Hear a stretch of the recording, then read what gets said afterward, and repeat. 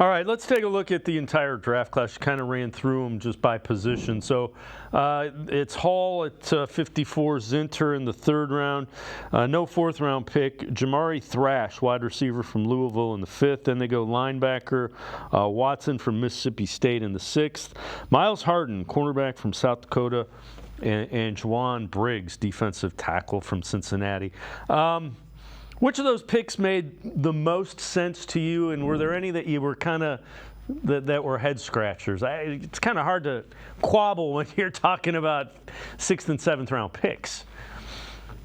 Yeah, I mean, I don't know if it's lame to go with Hall is the one that made the most sense, but we've talked about it heading into the draft, Dave. D tackle was one of those positions that I thought was at the top of the list of second round options. And they didn't need to chase needs, but it just made sense. It's an important position. It's probably gaining importance in the league, especially from a pass rush perspective. And we heard many Browns executives and personnel people talk about that this weekend. Like we mentioned, they were older there. They felt like they needed to get younger. They had enough, I think they have enough depth there, but could they use one more quality young guy to pair with Siaki Ika? And Hall is a different body type, different type of player than Ika. So I just thought that made sense. And then Hall was kind of there's a run on defensive tackles, a run on those type of defensive tackles, and the Browns didn't want to let Hall get away, so they grabbed him there at number 54. And then I didn't think there were really any head scratchers. If you want to go to the last pick, Juwan Briggs, you double up at D tackle. You could argue you could have gone somewhere else, but in the seventh round, they like the kid. He's similar where they think he can pass rush, can be disruptive in the middle. So I think it's hard to kind of quibble with any of them. All right, when you look at the thing as a whole, and again, I know you wrote an article about this, what do you think the draft says about the Browns roster and kind of where they're at? What can you draw conclusion-wise from that? Yeah, I mean, we knew they had a good roster heading into the draft, right? So I think this just reinforced it. And to me, what stood out was, you look at around the league and they talk about, okay, this guy can come in and contribute right away. And how does that help him in 2024? I don't know if you can make that jump with any of these guys. To me, it's more about 2025, 2026, because, Hall could get a chance to start this year. I certainly would not put him at the top of the depth chart right now. I would think he's in that defensive tackle rotation.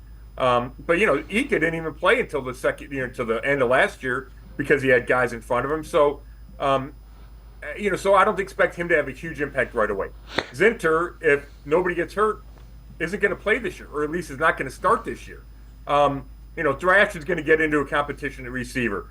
Maybe Nathaniel Watson contributes on special teams. He's a bigger bodied linebacker. Maybe he can find himself onto the field on defense in certain situations. But my point is, it's about down the road. It's, okay, how do we get younger at guard? How do we get younger at D tackle? How do we get bigger and younger at linebacker, right? So it's about 2025 and beyond.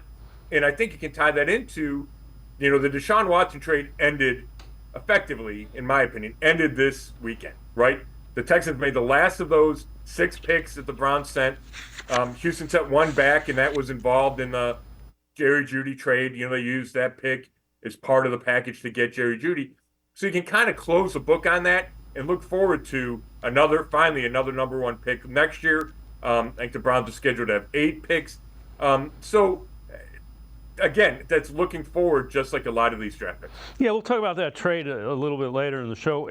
The question are you surprised at all they didn't take a running back in that 5th, 6th round area? Or yeah, a little bit. I thought running back. I thought tight end. Right, we talked about it.